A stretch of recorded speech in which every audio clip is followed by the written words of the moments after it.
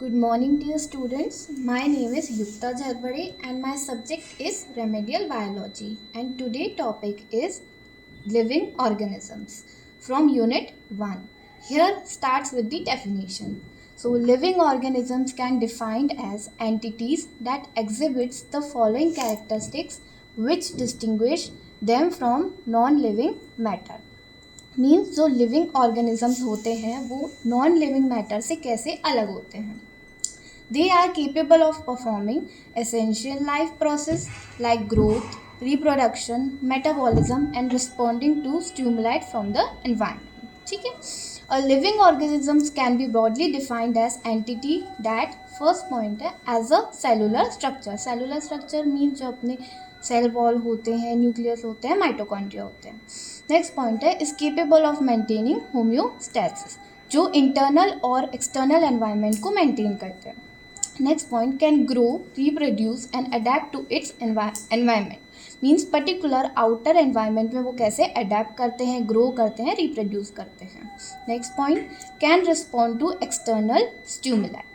Next है require energy from metabolic activities. Metabolic activities का मतलब है break down of metabolism.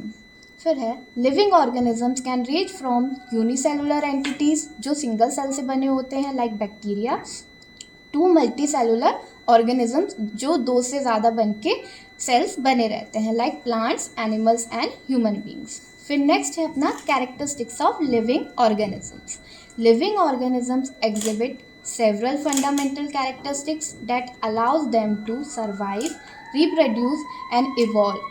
Here the key characteristics. अब हम देखेंगे कि इसके की कैरेक्टरिस्टिक्स क्या होते हैं. पहला है सेलुलर ऑर्गेनाइजेशन.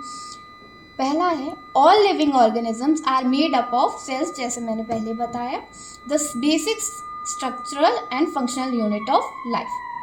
यूनिसेलुलर ऑर्गेनिज्म जो सिंगल सेल से बने हुए मैंने पहले बताया था. Organism consist of single cells, example bacteria, protozoa. Multi cellular organisms compose of many cells like animal, plants and fungi. Cells can be two types. Prokaryotics जैसे lack a defined nucleus, example में bacteria आ जाएगा. फिर होते हैं eukaryotics, have a distinct nucleus and other membrane bound organisms, example plants and animals. फिर next अपना characteristics है metabolism. Metabolism refers to chemical reaction that occurs within a living organisms to maintain life. Metabolism जैसे मैंने पहले बताया break down of metabolism जो body में होता है. It includes anabolism, building complex molecules from simpler ones. Means जो complex molecules बन के simple form में जो बनते हैं वो होते हैं अपने anabolism. Example हो गया अपना protein synthesis. फिर है catabolism, breaking down complex molecules into simpler ones. मतलब जो complex molecules होते हैं उसका breakdown होने के बाद हम simple molecules बनाते हैं. Example हो गया digestion of food. फिर है living organisms requires energy to carry out metabolic process. This energy is often obtain through photosynthesis. Photosynthesis का मतलब होता है जो ग्रीन प्लांट्स होते हैं वो अपना खुद का खाना बनाते हैं in the presence of sunlight and chlorophyll in plants and some microorganisms. Respiration in animals and plants to produce ATP, adenosine triphosphate, the energy currency of the cell. फिर नेक्स्ट पॉइंट है अपना growth and development. Living organisms undergo a process of growth and increase in size and development progression through life stages. Growth can occur through cell division, mitosis और increase in cell size. Growth का मतलब होता है कि mitosis ऐसी process होती है जो सेल साइज को इंक्रीज करने में वर्क करती है. Development involves changes in structure and function as organisms mature from an early stage to a fully mature form. Example होता है embryonic development in animals, seedling to mature plant. Next characteristics है अपना reproduction. Reproduction is the biological process through which new individuals of the same species are produced. इसमें पहला है asexual reproduction, involves a single parent and produces genetically identical offspring, example binary fission in bacteria and budding in yeast. Asexual reproduction का मतलब होता है कि जो single parent का इन्वॉल्व करके जो ऑफस्प्रिंग बनता है वो होता है asexual reproduction. Sexual reproduction involves the fusion of male and female gamete like sperm and egg to form a zygote resulting in offspring with genetic variation. Example, reproduction in humans, plants and animals. Sexual reproduction का मतलब होता है कि हम दो gametes का fusion करते हैं, male gamete and female gamete, जो स्पर्म्स और एग होते हैं. ठीक है. फिर है reproduction ensures the continuation of a species over generation. Next characteristics है responsiveness to stimulize means irritability. Living organisms are capable of responding to external stimuli means changes in the environment.